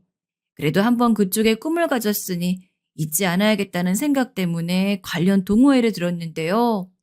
쭉 이어진 활동들을 하다 보니 어느새 꿈은 흐려지고 직장에서 차근차근 승진하며 그저 동호회 친목에만 집중하게 되었어요. 사실 전 어릴 때부터 인간관계를 제대로 겪어보지 못했고 대학 때도 과외하랴 할아버지 아프신 거 돌봐드리랴 정말 정신이 없었어요. 그러던 차에 진짜 혼자가 되어 서울에 올라와 직장을 다니게 되니 외로움이 심해지더라고요. 집은 원룸에서 투룸으로 옮겨가고 조그만 빌라를 얻게 되었어요. 그러면서 일에 여전히 집중하고 돈도 모으긴 했지만 외로움이 늘 떠나지 않았습니다.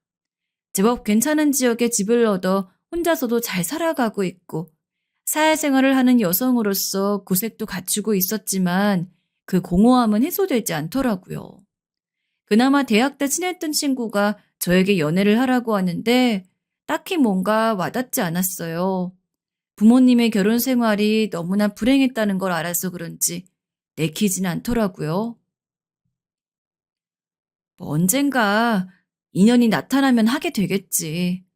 안 나타나면 어쩔 수 없고. 이런 식으로 생각했어요. 그래도 저도 왠지 모르게 제 취미끼리 모인 동호회에서는 조금 긴장을 풀게 되었고 그 안에서 함께 사람들과 어울리면서 조금씩 정이 들어가게 되었어요. 다 같이 피크닉을 가기도 하고 당일치기로 경치 좋은 곳에 가서 여유롭게 차를 마시기도 하고 그러다 보니 한 달에 두어 번 볼까 말까한 이 동호회에서 조금 마음이 맞는 사람을 만나게 되었습니다. 선우 씨 고생 많이 했겠다. 할아버지가 선우 씨 지금 진짜 자랑스러워하고 계실 거예요. 할아버지에 대한 제 이야기를 처음 털어놓은 사람이기도 하죠. 저를 잘 이해해주고 엄마 아빠 없이 할아버지 손에만 자라 힘들었을 저를 무척이나 위로해주는 사람이었는데요. 저보다 5살 위였고 좀 떨어진 지역에 살고 있는 데다 회사가 바빠서 야근이나 출장이 잦긴 했었답니다. 그래도 동호회 몸이 너무 좋다며 가끔이라도 늘 시간을 내서 참석했고요. 나중에 저와는 따로 시간을 갖고 바쁜 일상 중에도 저를 보러 오곤 했어요. 선우 씨, 오늘 차 마실래요? 하면서 말이죠. 그러다 보니 저도 마음이 동하기 시작했고, 남들 다 하는 연애, 나도 한번 해볼까? 이 사람이라면 믿을 수 있지 않을까? 하는 생각이 들더군요. 그렇게 저희 둘은 연애라는 걸 시작하게 되었답니다. 만나면 만날수록 그 사람은 정말 좋은 사람이었어요. 제가 힘들고 외로울 때마다 저희 집 앞으로 와서 대뜸 꽃다발을 안기며 저를 위로해주고 가기도 하고 그랬지요. 그러다 어느 날 문득 그 사람의 어머니를 만나게 되었는데요. 그것도 그 사람의 주도로 이루어진 일이었어요.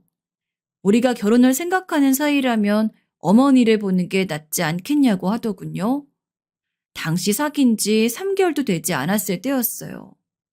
그런데 갑작스럽게도 그 사람은 그렇게 말하며 저를 집으로 데려가더라고요. 저도 그 사람이 좋았기 때문에 일단 허락하긴 했지만 가는 내내 너무 진도가 빠른 게 아닌가 하는 생각을 멈추긴 힘들었죠. 허나 어찌됐든 갑작스럽게 본 남자친구 어머니였지만 굉장히 좋은 분이셨어요. 아이고, 너무 예쁘네. 얼른 결혼했으면 좋겠네. 우리 아들과 너무 잘 어울린다. 세상에 아주 천생연분이야.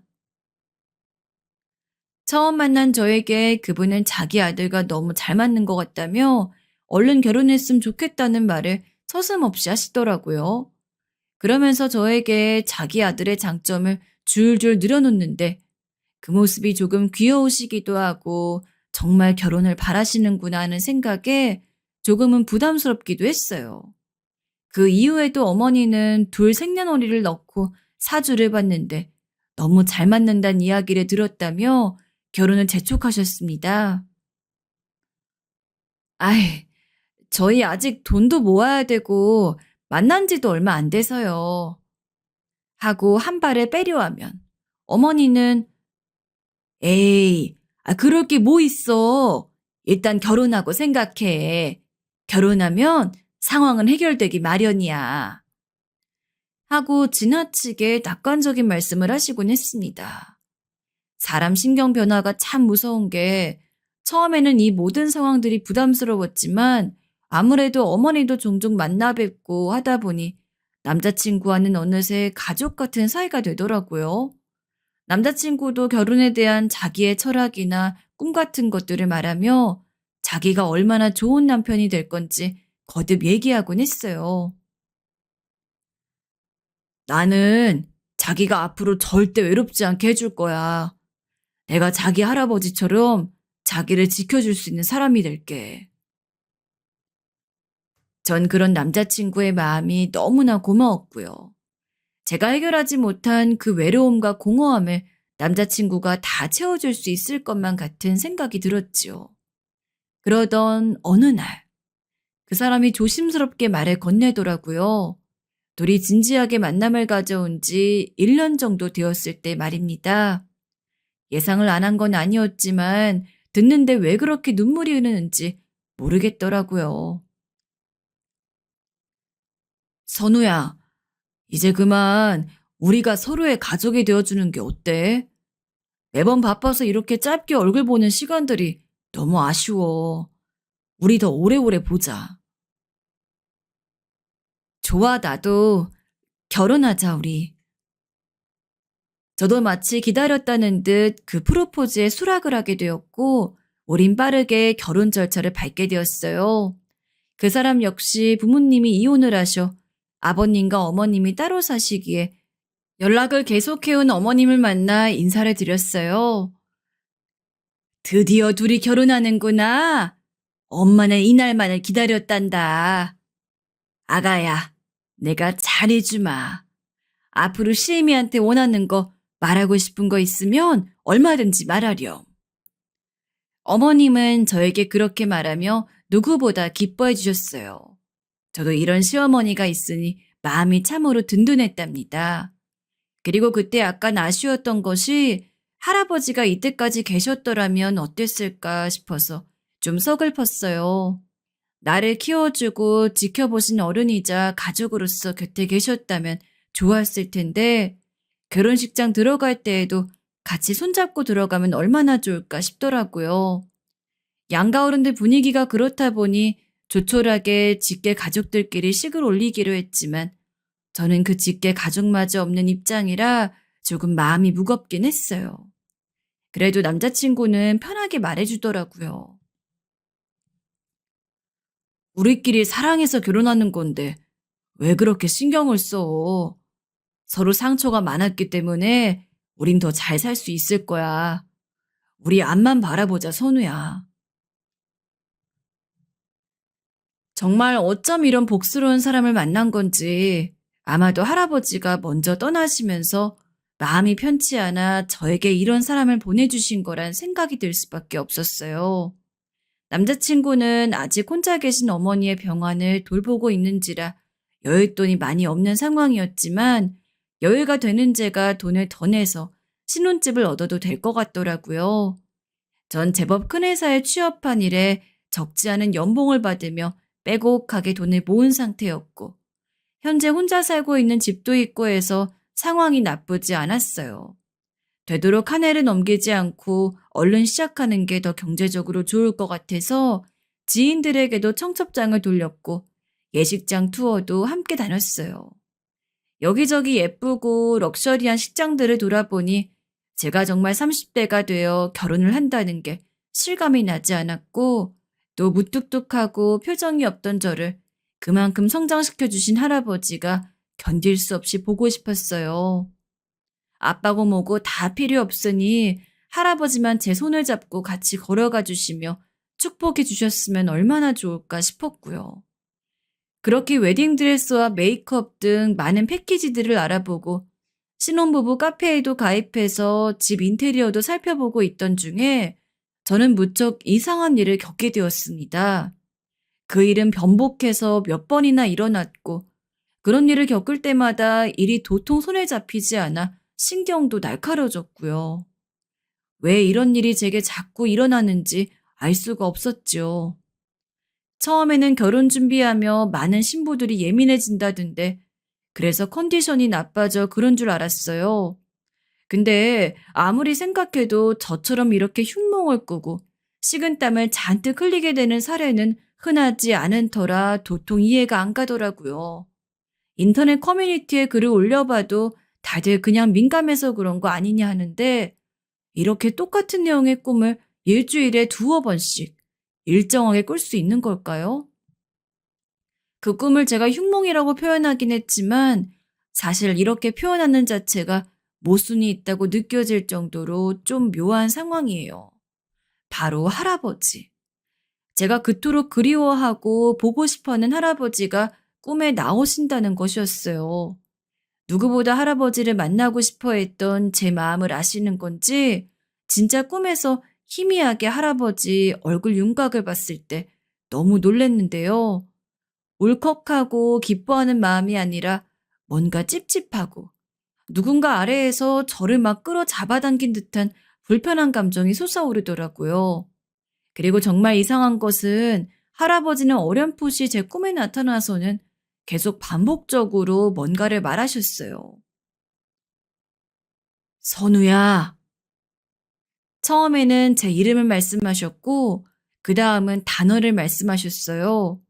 초반에는 이 꿈 분위기만 집중해 자세히 몰랐는데 갈수록 할아버지가 뭔가 입을 벌려 말하고 계시니 귀를 기울이게 되었지요. 그런데 자꾸 뭔가를 안 된다고 말하시는 것이었어요. 안 돼, 선우야. 선우야, 안 돼. 매번 긍정적으로 격려해 주시던 할아버지답지 않게 안 돼, 안 돼.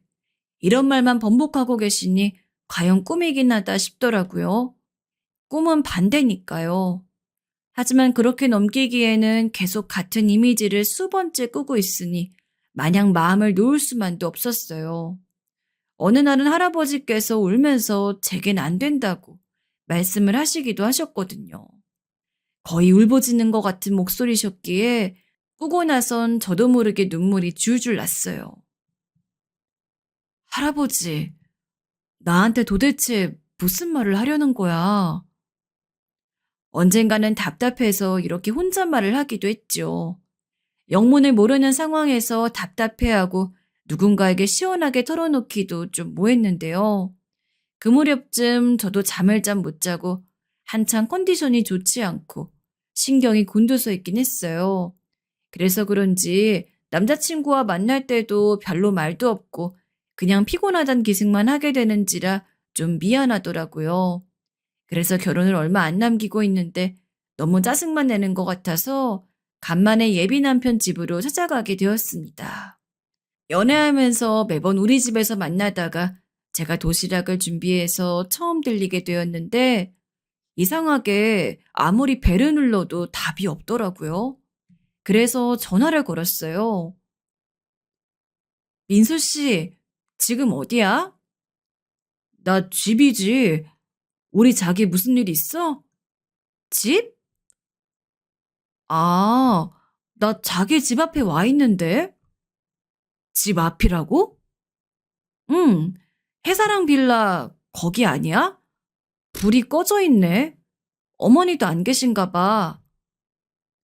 근데 남자친구의 반응이 좀 평소 같지 않아 저는 꽤 당황하게 되었어요. 저기 선우야, 내가 일이 있어서 사실 밖에 있어.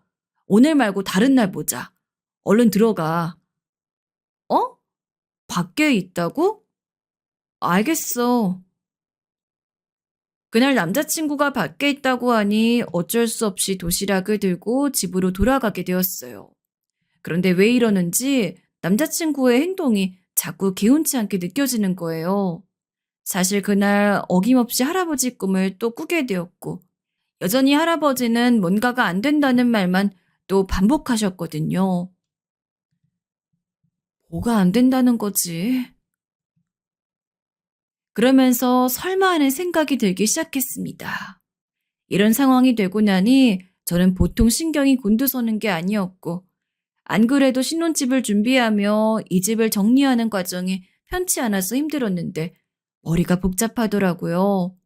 그리고 언젠가 절 찾아온 친구에게 이런 고민을 털어놓게 되었는데 친구의 말이 너무 마음에 걸렸어요.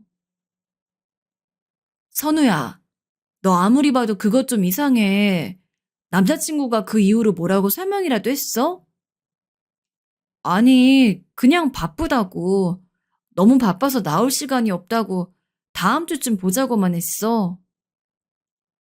결혼 앞둔 너에게 할 말은 아니지만 그래도 혹시 모르니 알아봐. 제대로 된 남자인지 객관적으로 한 번은 더 알아봐야 될 거 아니야. 저는 참 별스런 일을 다 한다 싶어 걱정하면서도 이전 남자친구가 바람을 펴서 식음을 전폐했었던 친구의 말에 끌려 결국 남자친구를 미행해보게 되었어요. 처음에는 남자친구의 바람을 의심했지만 남자친구는 여자를 만나는 것 같지도 않았고 조용히 자기의 회사로 출퇴근하게 반복했어요. 그리고 저는 어느새 마음을 내려놓았습니다. 그래, 그럴 리가 없지. 내가 괜히 꿈 때문에 마음이 뒤숭숭했던 거야. 뭐 하는 짓이야, 이게? 얼른 집이나 가자. 당시 남자친구 집 주차장에 몰래 차를 대고 보고 있었는데 남자친구가 집으로 들어가는 모습을 보곤 저도 마음을 놓고 집에 가려 했어요. 허나 그때 남자친구의 어머니, 그러니까 예비 시어머니가 등장하셨는데 어린 아기를 데리고 남자친구 쪽으로 오시더라고요. 전 그 아기 입에서 나오는 말에 경악을 금치 못했고요. 아기가 제 남편 될 사람에게 아빠라고 부르더라고요. 제 남자친구를 향해서 말이죠. 저와 결혼할 사람에게 아빠라니. 그 순간 저는 손이 덜덜 떨려 아무것도 하지 못했어요. 그저 남자친구가 아기의 볼에 자기 뺨을 부비고 입을 맞추는 것만 쳐다보고 있었지요. 그러다 저는 겨우 핸드폰을 집어 남자친구에게 전화를 해보았습니다. 자기, 어디야?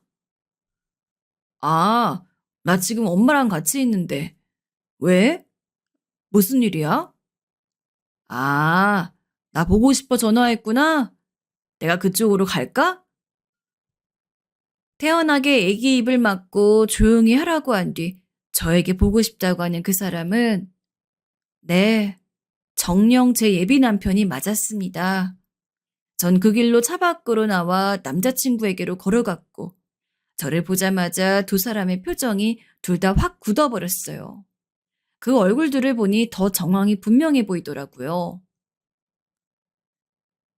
이게 도대체 어떻게 된 상황이야? 아이, 자기야. 그리고 제 말에 남자친구는 심지어 거짓말까지 하더라고요. 제가 생각한 상황이 아니라나 뭐라나. 그런 식으로 더듬더듬 거짓말을 늘어놓는데 누가 봐도 들킨 사람이 하는 말이라는 걸 알겠더군요. 너무 기가 막히고 황당해서 말도 나오지 않았습니다. 자기야, 내 말 좀 들어봐. 얘 정말 당신 애야? 다 들었어. 제 목소리가 커지자 남자친구는 더 당황스러워했고 옆에서 아기는 울면서 아빠를 찾고 있었어요. 전 거기에 더 참을 수 없어 남자친구의 뺨을 거세게 한 번 치고 예비 시어머니에게 다가갔습니다. 예비 시어머니도 저를 보자 어버버거리더니 선우야, 그게 말이다. 내가 다 설명하마. 하더라고요. 전 그대로 등을 돌려 집으로 와버렸습니다. 솔직히 몇 번이나 손톱을 깨물어가며 할까 말까 고민하다 그냥 뭐 하나라도 깔끔하게 짚고 가자는 생각에 눈 딱 감고 미행을 하게 된 거였는데요. 지금의 저는 그날 내가 미행을 하지 않았다면 어찌 되었을까 아찔하게 생각하고 있어요. 제 예비 남편은 아니 이제 그 무엇도 아닌 그 사람은 저와 친구의 상상 그 이상의 범위 안에 있는 사람이었죠. 그 사람은 무려 6살짜리 아들을 둔 애기 아빠였고 저에게 소개했던 어머니는 실제 어머니가 맞긴 했지만 아들의 그런 혼인빙자 사기를 묵인하고 떨어지는 돈이나 받고 계시던 어쩌면 친엄마라서 더 불행할 수도 있는 분이셨고요. 양쪽 부모님이며 친지며 아무도 없는 나에 비해 낫다고 생각했던 남친보다 돌아가시긴 했으나 꿈에라도 나타나서 이 결혼은 아니라고 언지를 주는 할아버지가 계신 내 쪽이 훨씬 낫겠더라고요. 그렇지 않은가요? 그 후에 남자친구는 무슨 미련이 남은 건지 저를 찾아와 빌기 시작했어요. 자기야, 다시 한 번만 생각해줘. 나 자기가 너무 좋아서 거짓말한 거야. 근데 정말 나 다 반성해. 제발 한 번만 용서해주면 안 될까? 이게 용서하고 말고 할 거리니? 꺼져! 청첩장까지 돌린 상황에서 파혼해야 한다는 사실 자체가 저에게도 무척 힘든 일이었어요. 그런데도 남자친구는 그 와중에 저희 집 앞을 찾아와 무릎 꿇고 빌며 온갖 짓거리를 다해서 사람 마음을 더 심란하게 만들더군요. 도대체 나한테 무슨 억하심정이 있어 이러는 건지 정말로 신발 밑창으로 몇 대 더 때려주고 싶은 걸 겨우 참아야 했습니다. 그런데 이보다 더 충격 먹을 일은 없다고 생각하던 제게 더 충격적인 일이 일어났는데요. 제게 청첩장을 돌린 사람들의 지인 중에 정말 충격적이게도 이 사람의 전 부인이 있었나 봐요. 현재 이혼 상태의 부인이긴 했지만 우연히 청첩장을 보곤 제게 연락을 해왔더군요. 그리고서 대뜸 이런 말을 하는데 듣자마자 기절할 뻔했습니다. 그제야 이 인간이 왜 저에게 이리 절절매고 비는지 알겠더라고요. 그 인간 빚 산더미라는 거 알고 결혼하는 거죠? 이렇게 연락드리는 게 신뢰라는 거 알고 있지만 분명 거짓말 쳐대며 여자 꼬셨을 것 같아 알려드리는 거예요. 부탁인데 그 인간한테 속지 마세요. 빚 갚기 위해선 무슨 짓은 할 놈이에요. 빚이 산더미인 건 당연히 몰랐죠.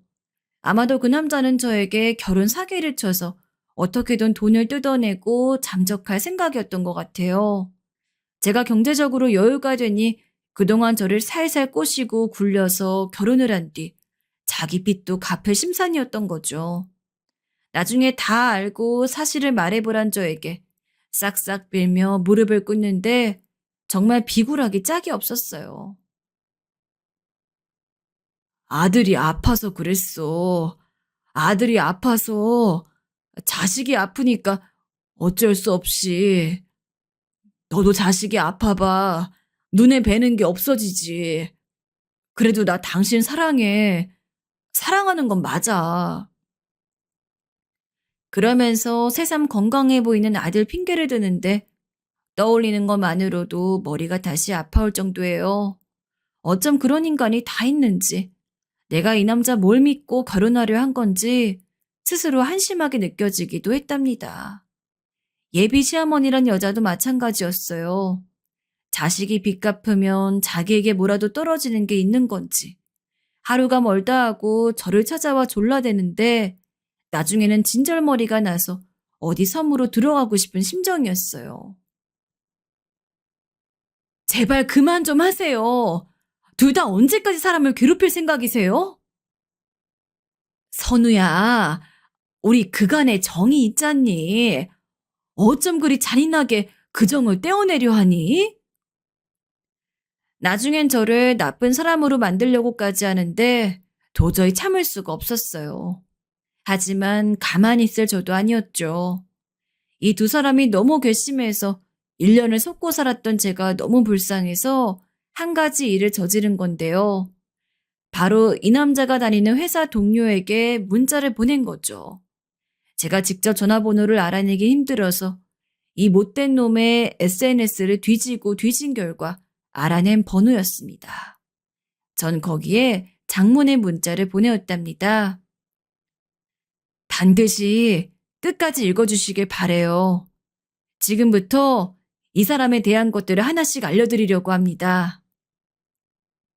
하고 시작되는 문자였어요.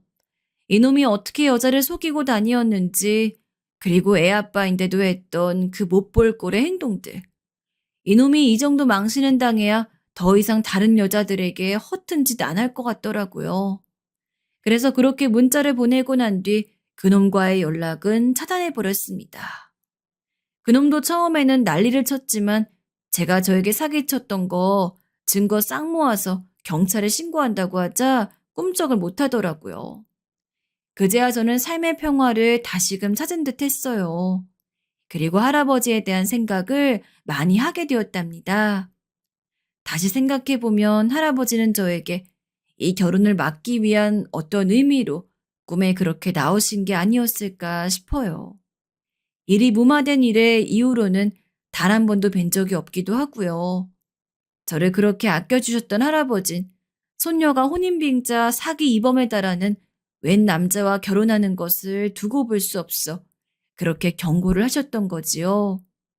절 위해 꿈에 나와주신 할아버지를 생각하면 너무 고맙기도 하고 새삼 너무 보고 싶기도 합니다.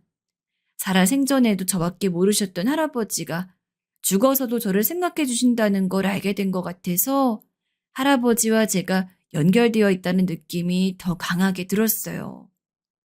물론 남자친구를 생각하면 아직도 뒷골이 땡기고 우라가 치밀지만 파혼이 이혼보단 낫겠다 싶어서 회사도 조용히 다니고 있어요. 다들 제 눈치를 보며 더 이상 묻지 않아 그나마 다행이기도 하고요. 아무튼 그때 잠깐이나마 제 꿈에 나타나서 위기를 알리셨던 할아버지를 생각하면 참 마음이 몽글몽글해지고 많은 생각들이 오갑니다. 그리고 저는 그 할아버지의 은혜를 입었기에 더 열심히 살아가야겠다고 다짐하게 되었어요. 만약에 할아버지가 꿈에서 경고해주지 않으셨다면 정말 힘든 상황이 펼쳐질 뻔했으니 삶에 대한 맷집을 좀 더 키웠다고 생각하려고 해요. 혼자지만 혼자니까 더 현명하게 앞길을 잘 헤쳐나갈 수 있으리라 믿어보려고 합니다. 마지막으로 할아버지, 감사하고 또 사랑합니다.